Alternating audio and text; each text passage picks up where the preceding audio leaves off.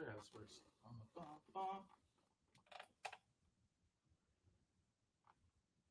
Yup. All right, what's popping, people?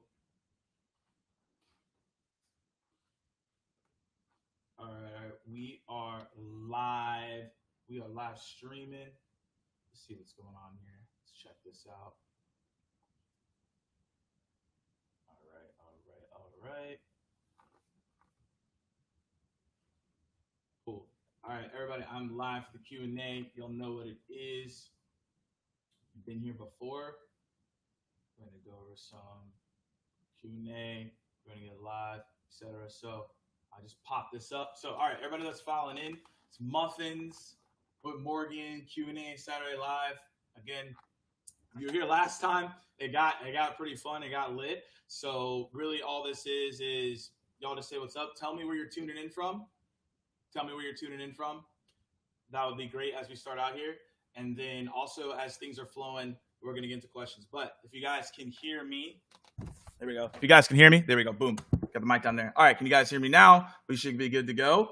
As you guys are coming in, tell me where you are tuning in from. Tell me where you're tuning in from. Again, we always want to hear where people are coming in from. But again, as I'm coming here, like, comment, let me know where you're from. And again, we'll get into the questions. And again, all we're going to do here is we're going to be going into the questions. Hey, Kim, what's still going on? Yeah, no, we're excited. I'm excited about this. I got some things set up for you all today, but I'm excited. Cool. Hey, shout out to Atlanta. Atlanta comes in strong. Everybody, again, tell me where you're coming in from as you're all logging in here. Boom, New Hampshire. Shout out to Kelly. Kelly logging in. All right. Shout out to Brooklyn. Man, I need to come back to New York. I see some New York people in here. Man, I miss New York, man. Toronto. We got Tacoma. What else? What are we looking at here? We got Nebraska, Dallas. Hey, Alex is back from London. Hey. All right. So as we start this off, everybody, this is all about questions. So what questions do you all have? I know a lot of people came back from last time. You guys have some fantastic questions. So what questions do you all have? And then we can definitely go into it. In for a minute, need to mow the lawn. Hey, do your thing. Shout out to Dublin. Yeah, we got New Hampshire. We got New York's coming in strong. Shout out to Texas. Shout out to Norway. Awesome. Good stuff, guys. Well, thanks for hanging out with me here on a Saturday. Hey, Ashley, what's going on? Thanks for hanging out with me here, guys. Again, this whole thing with Muffin Mondays, I got my little muffin bar over here, and I got my vegan muffins over there because I live next to Whole Foods. But again, the whole goal here is for you all for questions. So it could be questions on sales development, prospecting, SDRs, what in the world do I do in a work from home setting right now? All those things that we're going to be touching on. So again, if anybody wants to pop up and start with the question, we'll be good to go. But until then, obviously we got the Muffin Q&A here. But again, and when I want to fire away the question, we can hop right into it.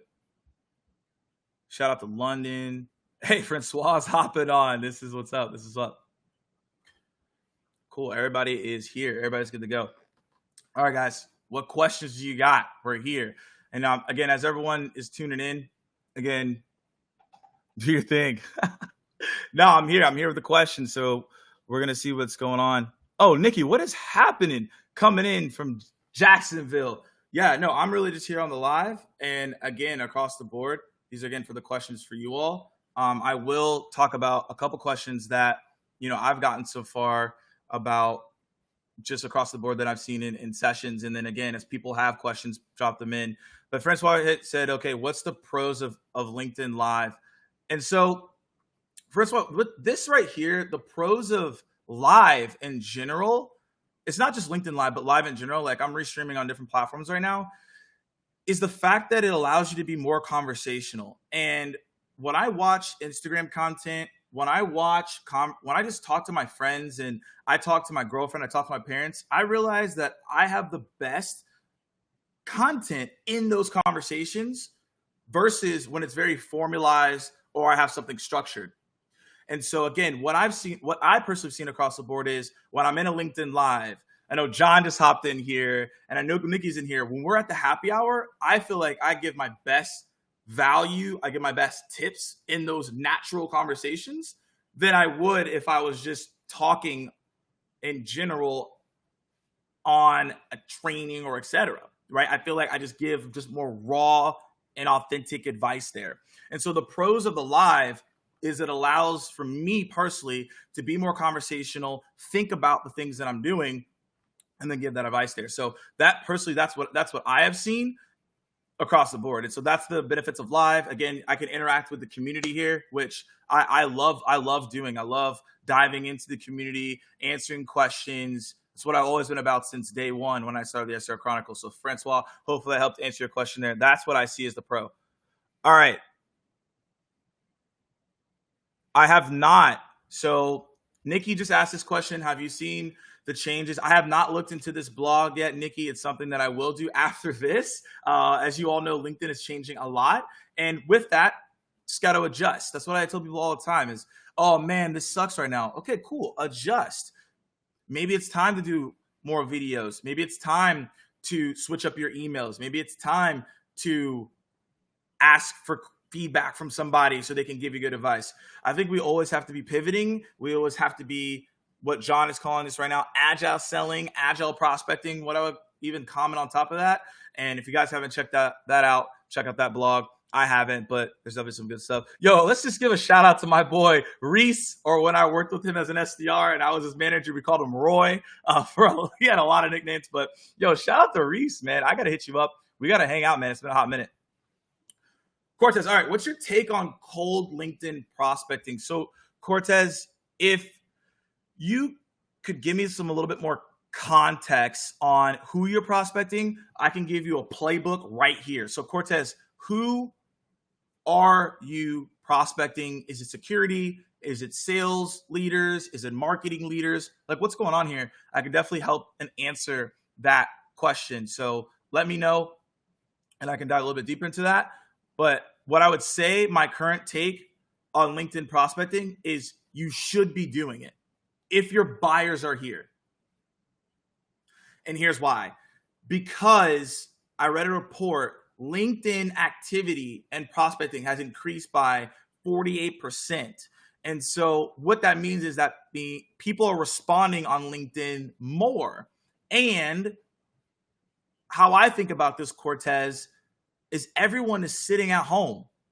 He ain't really got much else to do. Now, shout out to Larry. He's on the golf course right now, and he's trying to drag me along to get to the golf course because I know I'm going to suck, but I hurt my Achilles, so I guess I should try out a new sport instead of basketball since it hurt me. But the whole thing, I haven't answered this question here, Cortez, is that everyone is pretty much at home, and they're not traveling, and they're not going a lot of places. So they're more so on LinkedIn, and the usage rate has increased now.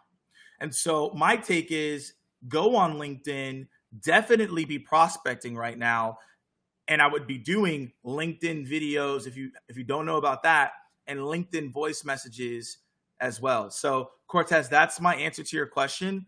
Again, if you could let me know what personas you were going after, I could go a lot deeper there. But that's my take on it right now. Definitely be doing it and making sure that when you do your LinkedIn prospecting, you do a video or voice note, focus on your 10-30-10. So that's 10 seconds. Hey, I'm going to get your attention. I got a trigger, right? I got a problem that I'm addressing to you. 30 seconds is the value prop, which is your elevator pitch you would normally say on the phone. And then the last 10 seconds is the call to action. So that's what I'd be focused on there, Cortez. 10-30-10. Start sending some videos, start sending some voice notes. Again, I can add more context if you give me your personas here, but that's what I'd be doing. All right. So good question here. For people starting their careers at a big company as an SDR, what advice do you have to stand out? So you're asking the right person. So when I first started with SDR, this was 4 years ago, man, I was terrible. I was bad. I was not a good SDR. I really wasn't. I was not good on the phone at all. I was not good at sending emails. And my fall game was poor, and my organization was terrible. So if you're at a big company and you want to stand out right now, what I would do, go look at all the sales reps and also SDRs in your organization and find out who's good at what. So let's say someone is really good at email writing. Someone's really good at cold calling. Someone's really good at LinkedIn prospecting. Someone's really good at making videos. Reach out to that person. Hey, buy them a Starbucks gift card or something. Hey, I bought you the Starbucks gift card. Can you give me advice for about 45 minutes on LinkedIn videos, on emails, on your organization, on your follow-up? That will make you stand out, because what's going to end up happening is everyone's always willing to give advice because everyone wants to talk about themselves and what they've done. That's just human nature. So if I can get the advice from the best people in my organization and get those bits and pieces, and then I can make it into my own Frankenstein of prospecting, that will allow you to be more successful than any other rep in your organization. And that's exactly what I did. I just reached out to people that were like, oh, this person's really good at cold calling. Let me just do some cold calls with them. This person's really good at writing emails. Let me sit down and watch their process. And so to answer this question for you here, that's going to make you stand out. And then executing on that, sharing the feedback with them on why and how you did it, and then why you did it. And then also continuously asking for feedback from your manager. Hey, I had this call that I messed up on. Can you review it? Hey, I got this email response. How would you respond to it? Be proactive about asking for feedback. It's something I wish I would have done a lot earlier. I learned, but I wish I would have done a lot earlier for success. And so I hope that helps answer your question right there. Danny, what's up, man? This is a great question. Would I give up Muffins forever in exchange for a year's worth of backstage tickets to Travis Scott concerts?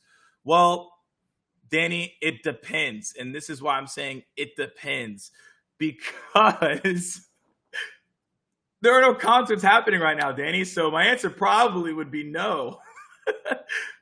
But if it was, let's say, 6 of them and one of them was in Europe, absolutely, because the Europe concerts are way better than our concerts here. Sorry, guys, but the international Travis Scott concerts are out of this world.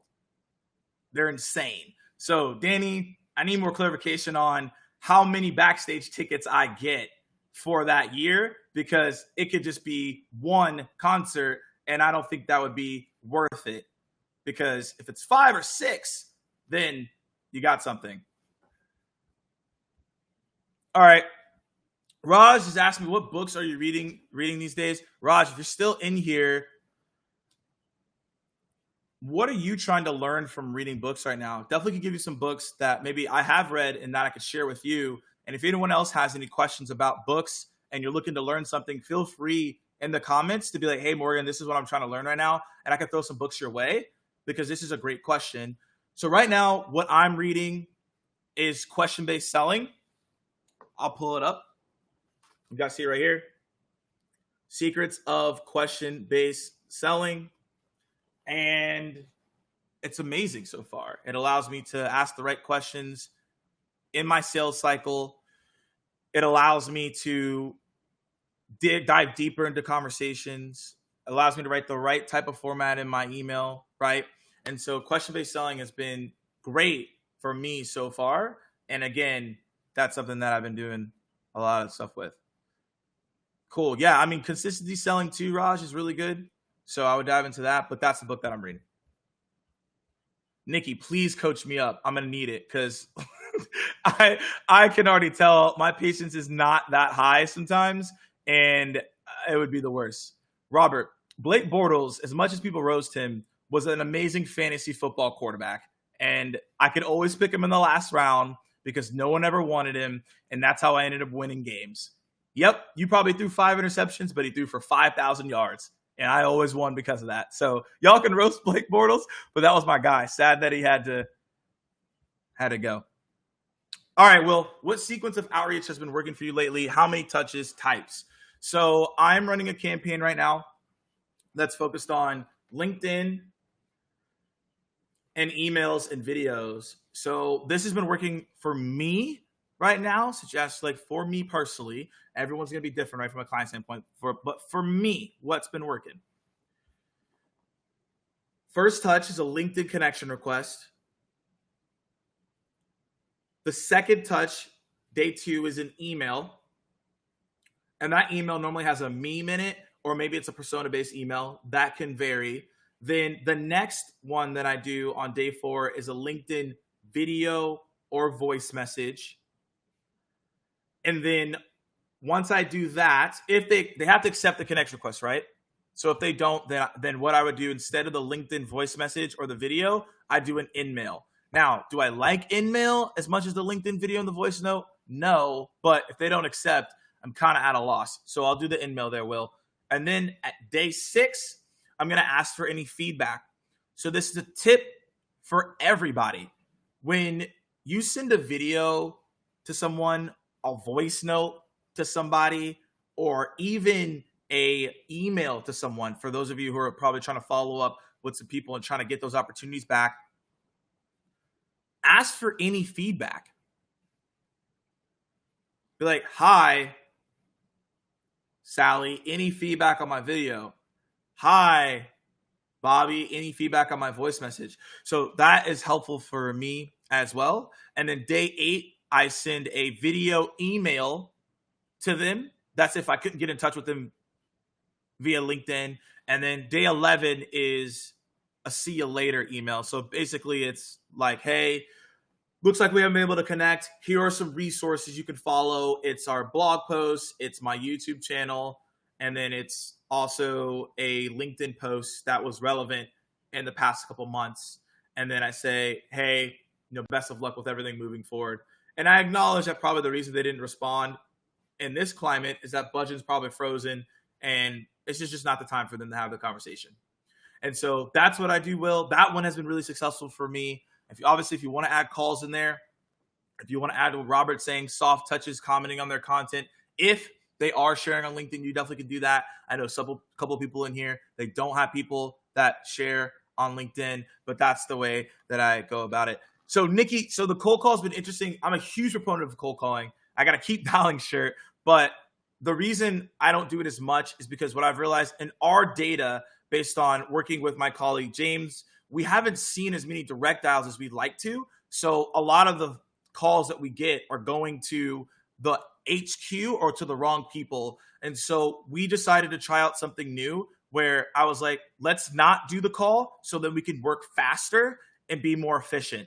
And that's crazy coming from me. If you follow me, I'm a huge cold calling fan, but we decided to take out that step and then see if it was working for us. And we found we were able to work faster. And if we do find a good direct dial, then we will add it to another sequence we have on the second portion. If they didn't respond to us, then we'll add the call in. But we found that it's faster when we don't add that cold call. Pretty interesting. And the only one that we're going to add probably is maybe an additional call that follows up, like a call that follows up to the video email. That's something that we have been talking about and we probably will do.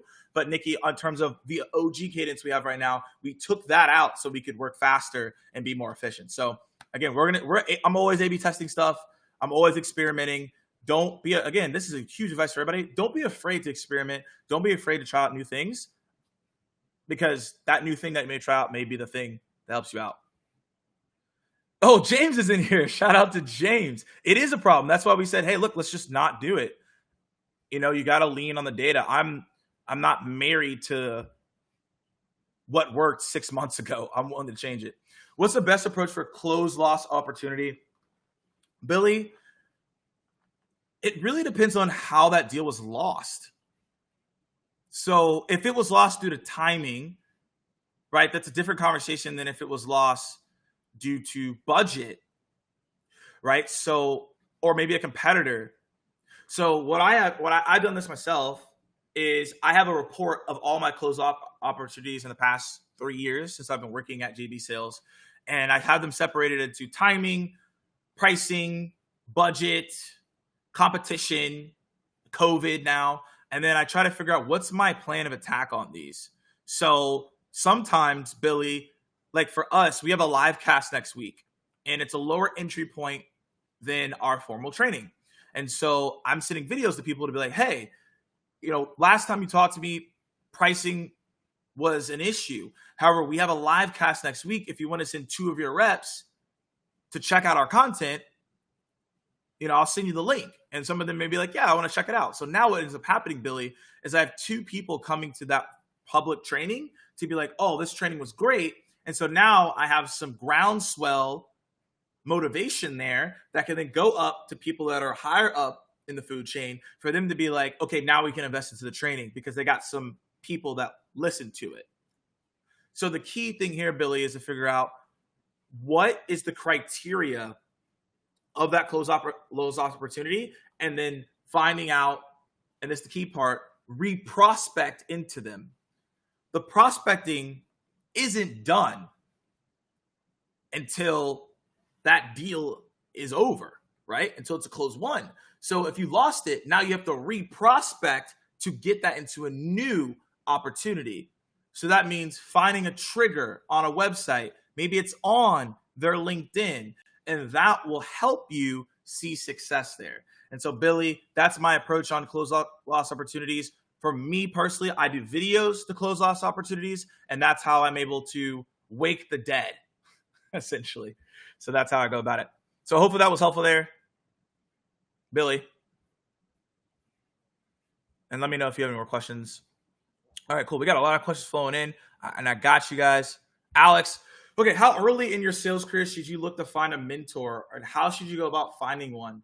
Alex, if you want to put in the comments, is there somebody that you want to be your mentor? I mean, I can give you a blueprint there. If there's someone you've seen, you're like, I want that to be my mentor. But my advice to you is it's never too early to get a mentor. I had a mentor when I was in college. And most people don't know this, is I got a book. It was called How to Get Your Dream Job by Pete Leidman. So I'll say it one more time for some of you guys maybe writing this down, maybe taking notes during this live stream. How to Get Your Dream Job by Pete Leidman. And in that book, it talked about reaching out to people for informational interviews.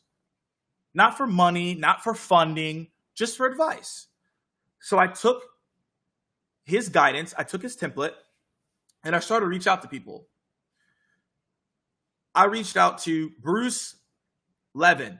All right, so if you guys don't know who Bruce Levin is, he is the CEO and owner of the Atlanta Hawks. All right, so this guy's he's got some money. All right, I reached out to him with the same template from that book, and I was like, "Hey, I'm in college, looking to be in the sports career. I want to be a sports agent. Saw that you're owner of Atlanta Hawks. Probably have a lot of knowledge to give me." And I was like, "Let me know if you have 10 minutes to chat with me." He responded, and I was blown away. I was blown away, and he took not only 10, he didn't take 10 minutes. We talked for 45 minutes. Owner of the Atlanta Hawks. Still one of the greatest conversations I've ever had. Had a notebook. I got the notes in and everything. And so, Alex, the reason I'm telling you that story is that to find a mentor, one is reach out and ask for an informational interview. And then once you get that interview, take their advice, execute on it, and reach back out to them, tell them, hey, we had that conversation and I did what you said. And that person will be willing to mentor you moving forward. And what I'm telling you right now is exactly what I did with Ralph Barcy.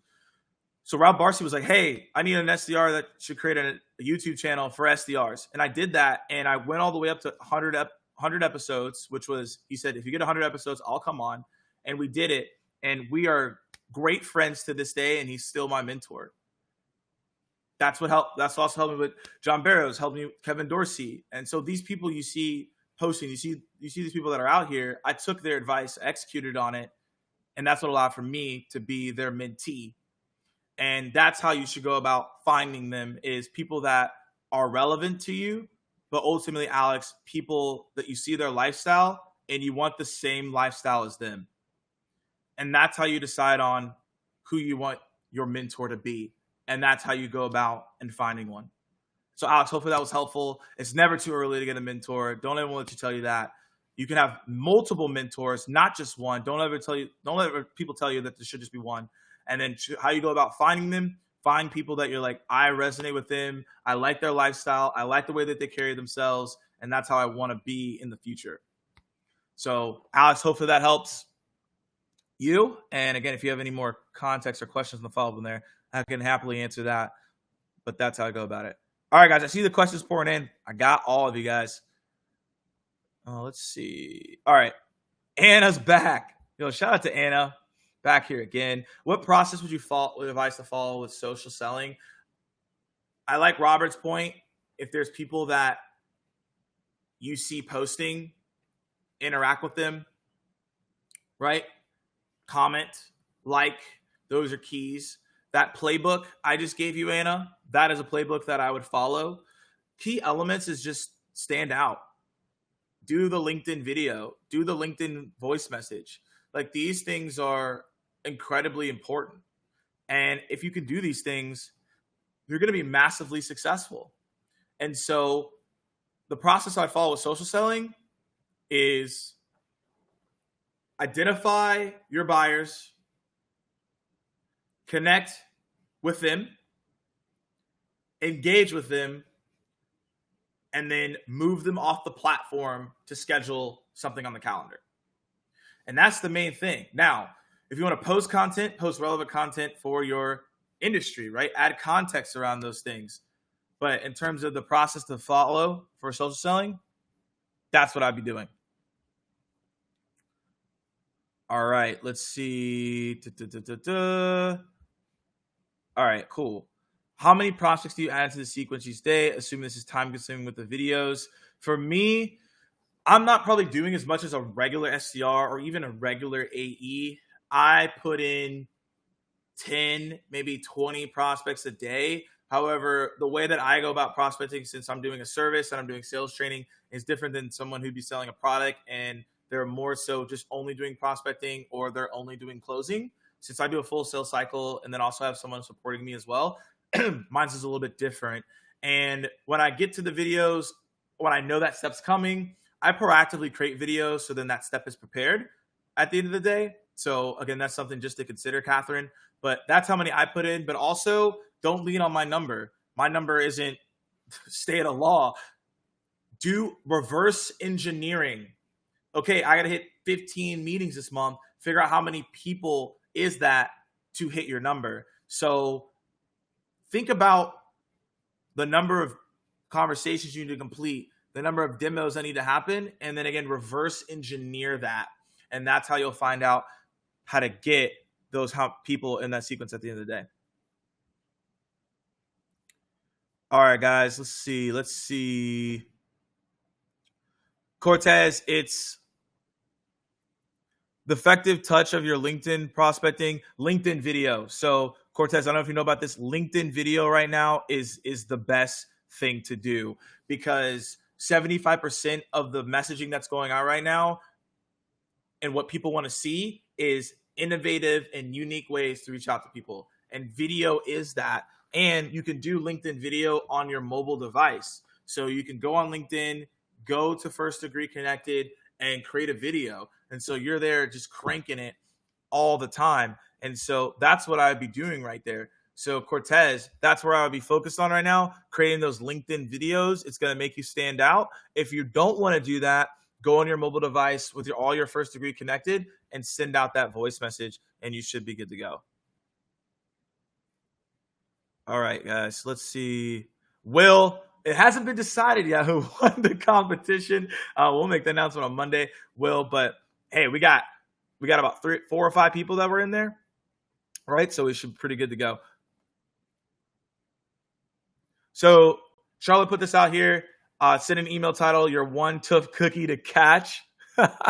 That's a really good subject line. I like that one. You guys maybe should check that out. I want to throw it in. If you guys missed that, that's a pretty cool one to use. Host webinars, existing process, led to good responses, good stuff. Any tips with a big prospect or heavily invested with So Romeo said, any tips with a big prospect or lead heavily invested with a big player or competitor? How heavily invested, right? So did they sign the contract last week and they have a 3-year term?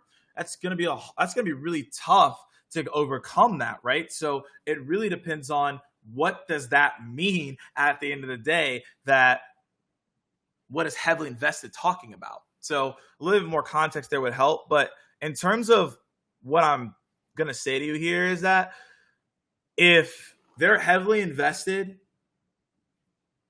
this is the sequence I always follow. I say, hey, what do you like about this player or competitor? Then the follow-up I ask is, how would you like to improve? Or what would you like to see improve? What improvements have you asked for? And so from there, I can figure out what are they trying to improve on, and then I can then fill the gaps in that. And so that is what I would do there, Romeo, without knowing the exact scenario or the deal size or how long they have been invested. That is the route that I would take. But again, if you want to add any more on that, you can. Yo, James, I'm back to this. Prospecting isn't done until it's close one. There it is. That might be a shirt. A shirt coming soon. Prospecting isn't done until it's close one. That definitely is about to be a shirt. So, James, you're going to get a cosign on that one. Nessa, what's going on? What's happening? I see a lot of questions coming in here. Some of you guys come in as LinkedIn user. It's weird, so I can't see who is asking that question. But okay, actually, cool. We'll go here. All right, awesome. So Fahim said, hey, how do you engage with people that are in IT? I get this question a lot. So Fahim, this is something that I was shocked by. I was super shocked by it, but it works. It works. So I can't shame it. When you're going after people in IT, send them a blank connection request.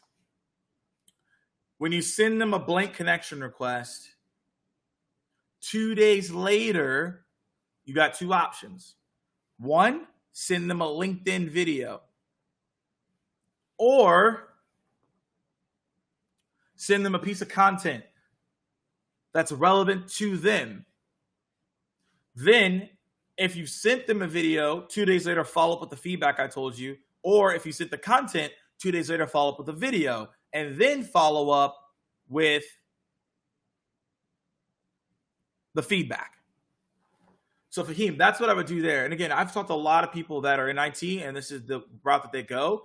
If there is people in here, as we're having this live conversation today, and again, thanks for everybody for supporting and showing up. If you guys have anything that you want to add on this that I'm saying, and you target IT on a daily basis, feel free to. And then the last thing that I would say as well is go to where they live. So someone asked this question, or someone is asking this right now, but go where IT people live on LinkedIn. I don't know where that is. I don't know who the subject experts are in IT. I don't know what blogs they listen to or follow. I don't know what podcasts they listen to. I have no idea, but that will also help you figure out, how do I engage with them, right? So really getting in your buyer's head, getting in their world, and then reaching out to them accordingly. So Fahim, I'm hoping that is helpful there. Let me know if that was impactful. And then if you have further questions, we definitely can dive into it. All right, let's see. Charlotte coming in with some advice. I think also asking each mentor you talk to on the phone if there's someone they would recommend that you talk to. Also, if they are comfy, if you call them, and do the same with the next person. Charlotte, again, great advice that you're dropping here. We got to get you on video next time.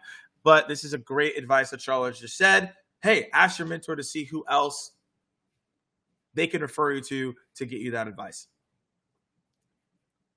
All right, Robert, where do you go to learn about your prospects' day-to-day challenges? Online, forums, books. So, Robert, I go where they live.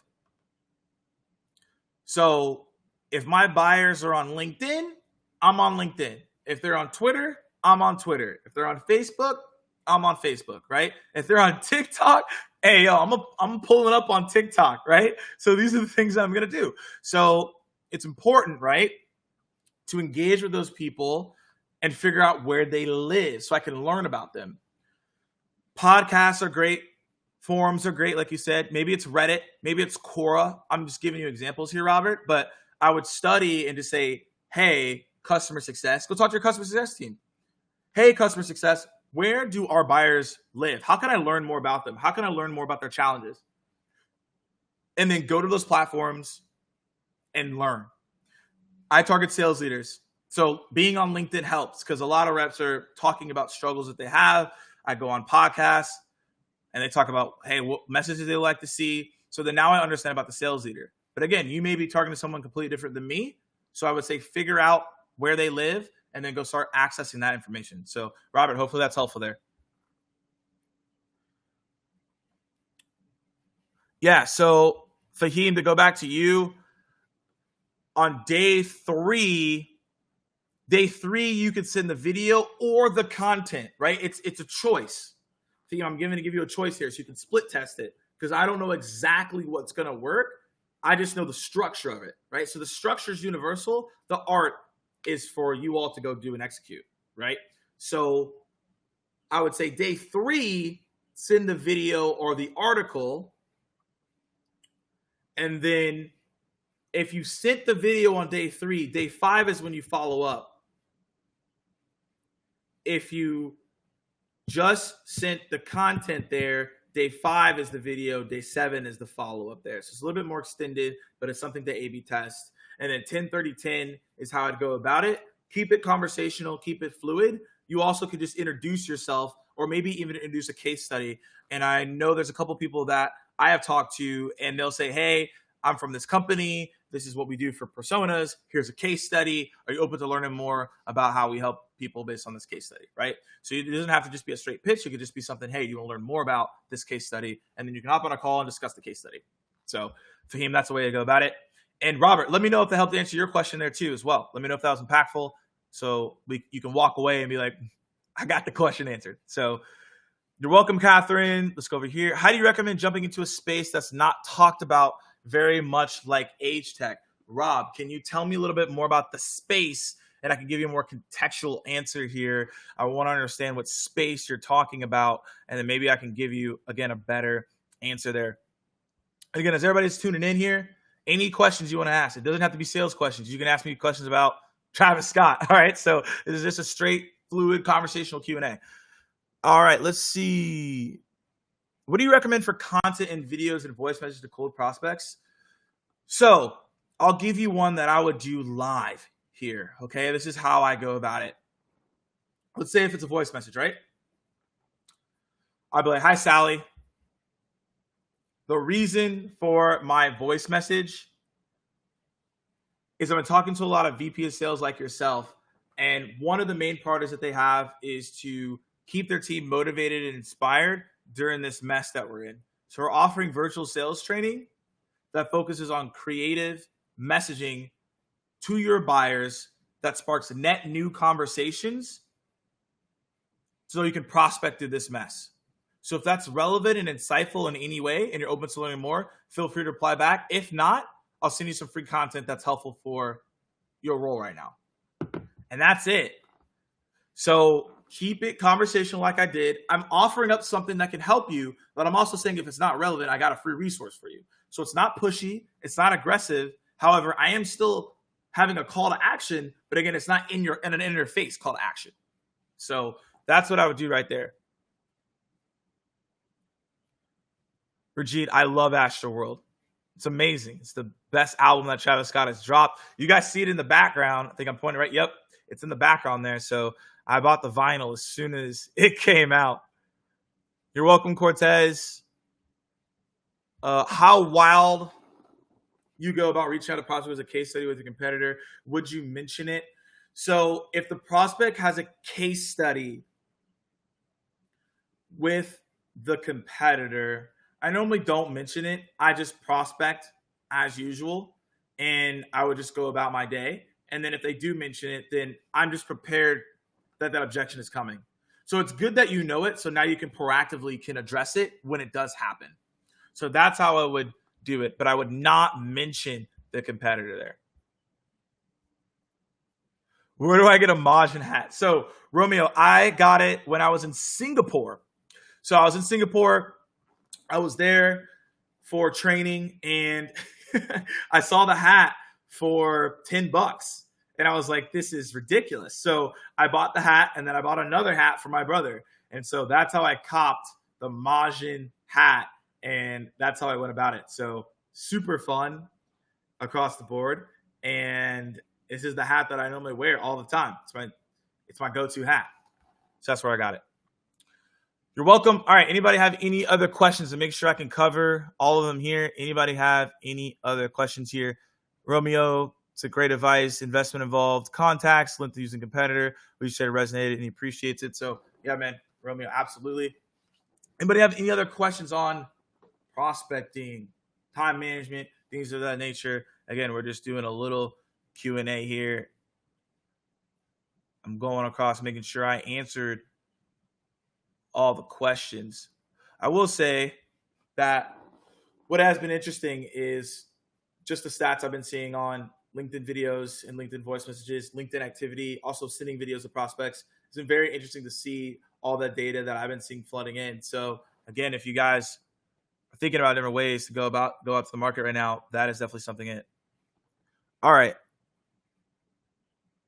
Let's see. Billy's back. All right. What's the approach to expand an enterprise account that has several subsidiaries? All right. So you're in an enterprise account trying to get to some other people. And so Nikki, thanks. I think everyone's trying to figure that out, right? But no, this is fun. You can do this all day long. But Nikki, have a good one. So in terms of expanding into enterprise accounts, the key thing is leaning on your champion to get you the data in that one subsidiary to get to other people. So I was talking to a rep the other day. He asked me the same question. I was like, look, don't go over people's head and just start saying, hey, I want to go talk to other people in your organization because we're working with them. Prove out the concept of results. So work with the champion that you have in the enterprise account and be like, hey, this is our product. What results have you seen so far? And then map out a plan with them and be like, what KPIs matter to the other leaders and the other subsidiaries? So pick out 3. Maybe it's cold call. I'm just giving an example, right? For sales training. Maybe they want to increase SQLs. They want to increase their cold call conversions and increase LinkedIn activity, right?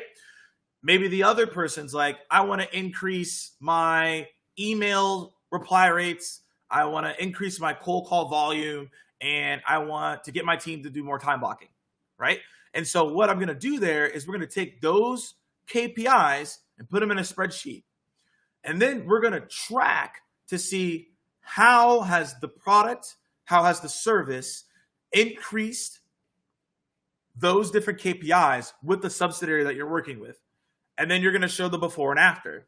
Then by showing the before and after with the account, you're going to take that data, throw it in a spreadsheet, and be like, hey, Sally said these are the 3 things they're trying to accomplish. Can we get a conversation with Sally if we show her the KPIs we increased here? Yep, because the main 3 KPIs they're trying to increase are what you increased for us over here. And so now you can show that to the other subsidiary. They're going to be like, yep, let's have a conversation. Again, you've already done work with the other part of the enterprise account, and now you can create a snowball effect in that account. So that's getting like super tactical with it, but that's how you expand more into an enterprise account. Use the champion that you have, help get them to get the information for you. Once you have the information of what matters to these people, create a plan of attack with KPIs that are already getting increased by your product or service with that person. And then that allows you to get the referrals to the people that you want. So Billy, let me know if that was impactful there. Let me know if you have further questions. But if I were you, that's what I'd be doing right now. And I recommend that to a rep the other day. And he's seeing traction in the account that he was in. And he was in an IBM account. So that's that. How do you go about asking for a promotion? Catherine, what role are you looking to get promoted to? Can you answer that question for me? Because depending on what role you're looking to get promoted to, I'll have a certain answer for that. So Catherine, if you can tell me, that'd be awesome. Good seeing you here. So as Catherine tells us where she's going to get promoted, Romeo, Singapore was crazy. It was the most clean place of all time.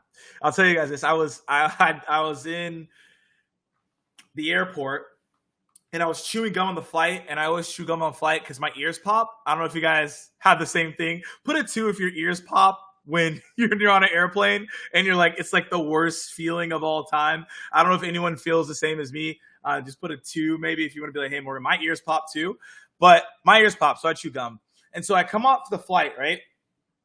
And they have a sign there, and it's like, if you're chewing gum, you get a fine and you get arrested. So I'm like freaking out. Like I see that the the whole in security was there. So I like take my gum and like shoot it like in the trash can. So that was like a funny moment for me because I would have been like, hey John, I'm stuck in Singapore. I got arrested for chewing gum.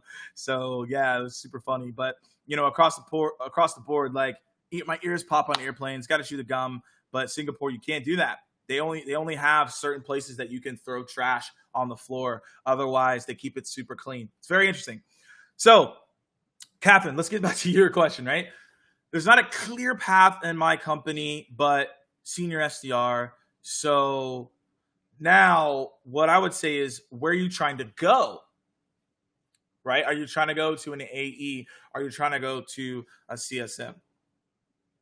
And so here's the thing, is that what I would tell people,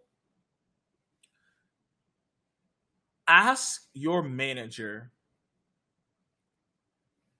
what can I do to make your life easier? And then also ask them, what are their 3 main priorities that they're tasked with? And yeah, Charlotte, it was in Chinatown. So I got it for $10 and it was it was crazy. It was a steal. And by asking those 2 questions, Catherine, what's going to happen is they're going to tell you how you can do better to help their role get easier. So now you have a fan internally to get you promoted. And also, you're going to figure out what their 3 priorities are. I would also ask the same question to their boss's boss and schedule a meeting with them. And the best way to go about asking for promotion is to show your stats. Hey, I've hit quota this many times. I've attributed this much pipeline to the organization. Based on this pipeline I've attributed, this is how much it's closed for everybody. And then also, this is how I am compared to others. And this is how I want to do all these things moving forward. So, okay, AE. So what I would start doing is what I said there. Also, how you can ask for promotion is always work to the promotion for like 3 levels ahead of your promotion.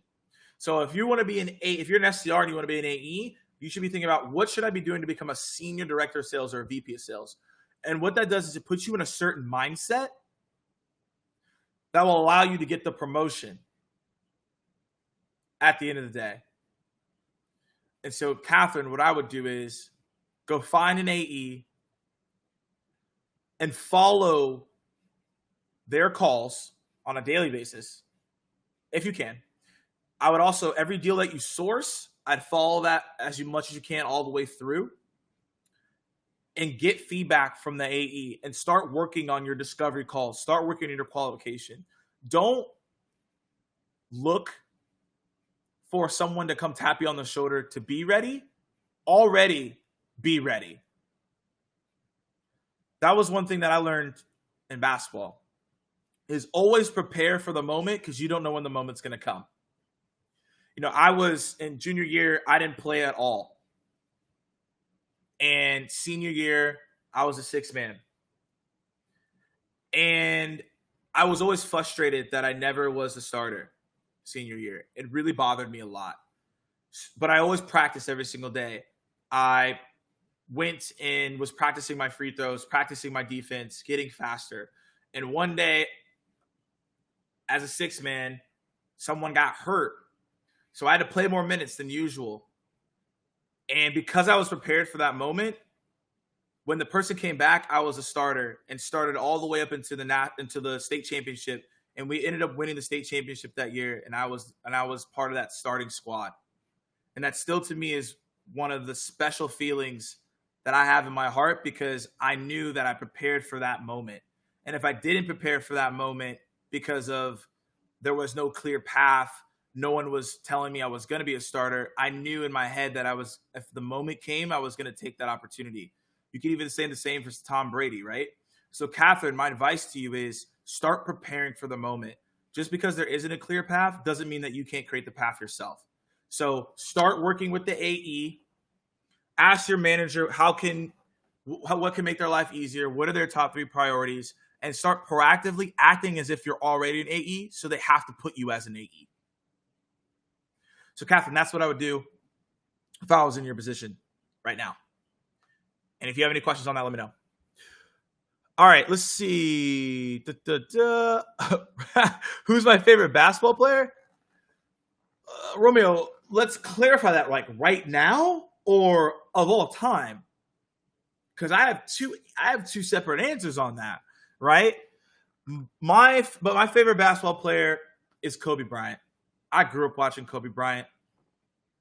Mamba mentality was what we all saw, and just that tenacity was insane to me. And I've always tried to adopt that as much as I can. And so for me, my favorite basketball player is Kobe Bryant, by far. And if I had to choose someone currently, it's Russell Westbrook. I love Russell Westbrook. I think he gets a bad name. He plays with aggression. He plays with tenacity. He doesn't care. He's ready to ball at any moment. It's Westbrook. Yep, right now it's Westbrook. It's not even close for me. It's definitely Westbrook. So I think that is what you should be doing there, because I think across the board, because if you pick Westbrook, that's who you should be following, because he's so aggressive. He's like, all right, cool, I'm going to get after it and I don't care. So Westbrook is definitely who I thrive on. I always love watching him every time. Yeah, I'm so sad. I mean, I cried we have a mastermind meeting every Sunday. It's 5 of us. And we share goals, share personal things. And they asked me when he was like, hey, Kobe Bryant died. And I started crying. They're like, are you good? I was like, no. Like that was like a hero to me, you know? And so it's just sad the way he went out, because he was going to impact way more people, I think, outside of his career than when he was playing basketball. So it's really sad. You know, obviously everyone can continuously adopt that mindset, but it's sad to see that for sure. And Catherine, glad that all this helped. You're definitely welcome. And yeah, it's just really just being consistent and being in front of people. But I definitely would, ask that manager, maybe there's another role. Maybe it's CSM to get the AE. Again, those are different things that you can do. If you have any further follow-up questions, let me know, obviously. But that's what I definitely do, and glad that helped. Let's bounce back here. Darren says, as an SDR, what are your favorite best tactics for handling time management and running several different email, LinkedIn, call campaigns for multiple reps while consistently hitting call connect KPIs? Darren, that's a lot of stuff going on there. All right, so the best way to do it, and Darren, I don't know how you do it today in terms of organization, but 30, 60, 90. So what is that? 30 minutes of managing your time. 60 minutes to manage your time. 90 minutes to manage your time. So you have to break up how you're going to go about this. So in 30 minutes, I got to do cold calls. Maybe it's an hour of LinkedIn video messaging. Maybe it's 90 minutes of sending out your email campaigns. So the best way of handling the time is to put it on the calendar, right? And Darren, if you want to hit me up, I have a calendar I can send you. You're an SDR. So I have an SDR calendar I can send you. It's the exact calendar that I did. And what I continuously teach on is have it all mapped out. Don't go into your day blind, right? This was the best thing that someone told me, and I read it in a book too as well. An organized schedule leads to organized results. A sporadic schedule leads to sporadic results. So you have to make sure that you're getting those results across the board consistently. Otherwise, you don't know how to track them. So as you're making this calendar, Darian, think about what are the times that people have good cold call connect rates? What are the times that people have good email reply rates? What are the times that people respond to your LinkedIn videos? That's how you map it out.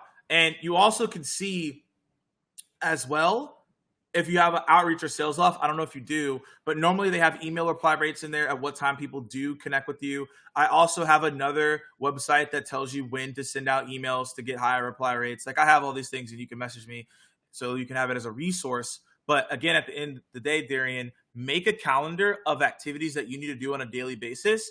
Create it as a separate calendar, separate it by green, yellow, and red. So green, money-making activities. Yellow, prep for the money-making activities. And then red is take a break because you can't just be continuously moving all the time. And so that is how the top reps do it, Darian. They have either 30 minutes of doing something, 60 minutes of something, doing something, and 90 minutes. And they're hyper-focused during that time. They don't get distracted. They put this is a tip that a lot of people don't think about, putting their phone on silence so they can do their activities and focus. These are key things. So, Darren, hopefully that was helpful there, but that is what I would do. And so I'm looking at this right now. Looks like everyone wants the SDR calendar. So just so when I go back and look at this live stream, it'll be super easy for me to do this. If you could put SDR calendar in the comments, SDR calendar in the comments if you want me to send you the SDR calendar. Again, it'll be a lot easier for me to go back and send it to you. So I know that Nis already did it. Jenny did it. Henrik did it. So again, put SDR calendar in the comments if you want that calendar. I can easily send it to you. It was super beneficial for me. It helped me become a top performer. I lean on that heavily. And so I'll share that with you guys. For those of your SDRs here in the live chat, I'll give it to you. All right, let's see. So, Billy, I have watched The Last Dance, and it's fantastic. I think it's incredible. It really sets you up, and it's a really good stage of what you should be focused on, which is how to be the best at what you're doing. I personally don't want to do something if I'm not aspiring to be the best. Like, I personally want to be the best at prospecting possible, because I know that's what's going to drive me to continuously be great at what I do.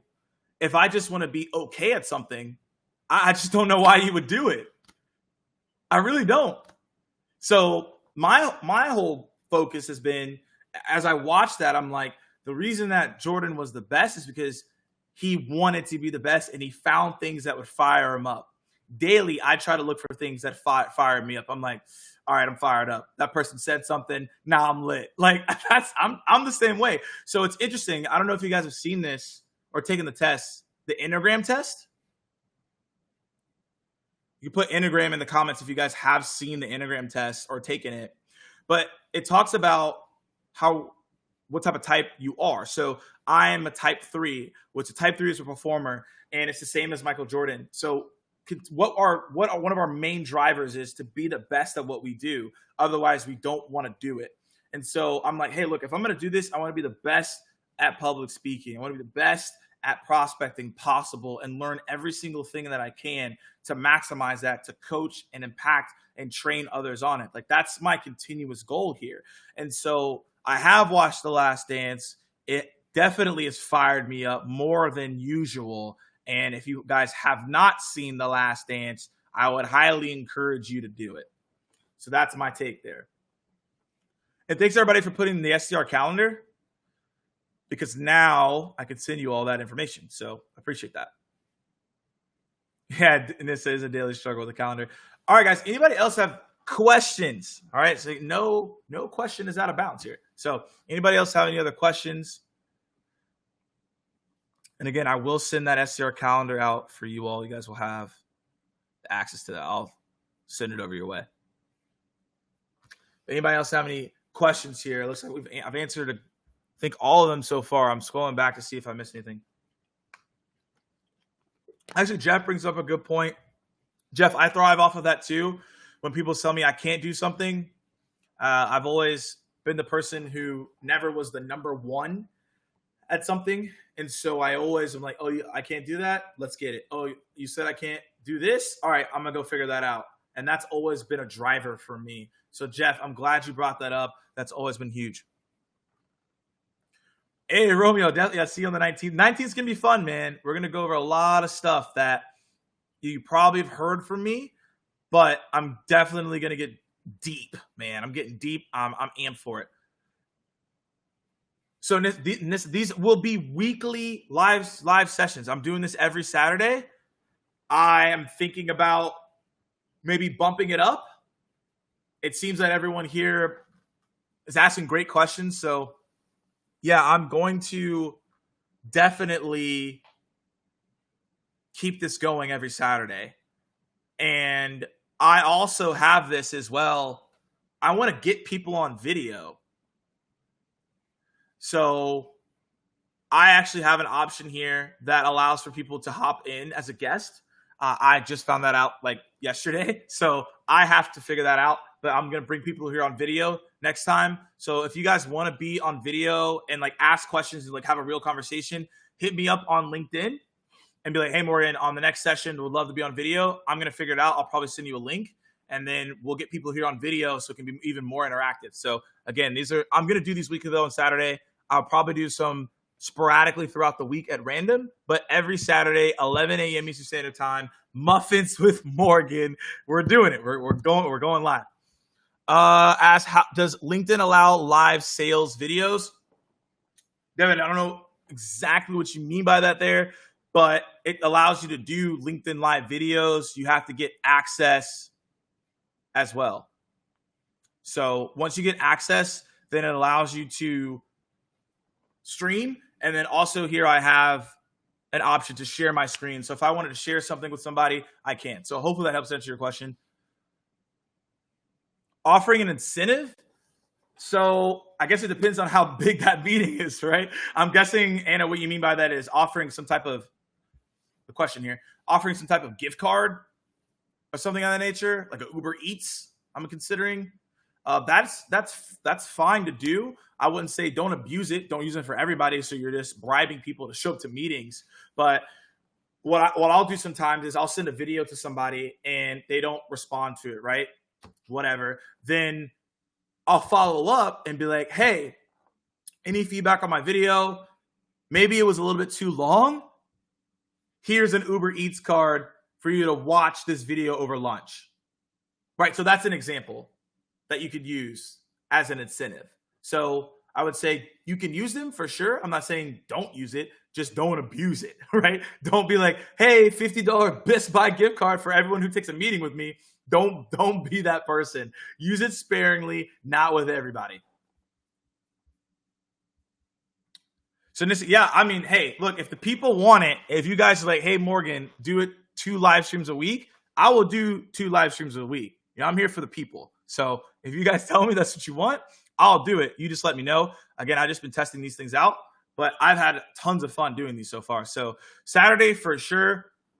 If it's another day of the week, I'll definitely figure that out. It probably would be later, maybe. Might be like a evening with Morgan, and I'll think of another thing to call it. I haven't really decided that yet. Again, these are all just flow. But listen, yeah, I'll definitely will consider that. If everyone's like, yo, Morgan, you should do 2 a week, I'll do 2 a week for sure. So you all let me know your feedback, obviously, here in the comments as well. All right, guys. Anybody else have any questions? Still got a good amount of people here streaming in. So you all let me know what is going down. And also as well, you know, everything that we're talking about here today, if you're taking notes, you're just hearing it, make sure you execute on the stuff, guys. Like, there's so much content that's out there, but don't forget to execute on it. It sounds great, but make sure to execute. So again, you can get those results that you're looking for. What would you use for prospecting other than LinkedIn Sales Navigator? Do you have any tips or other resources you use?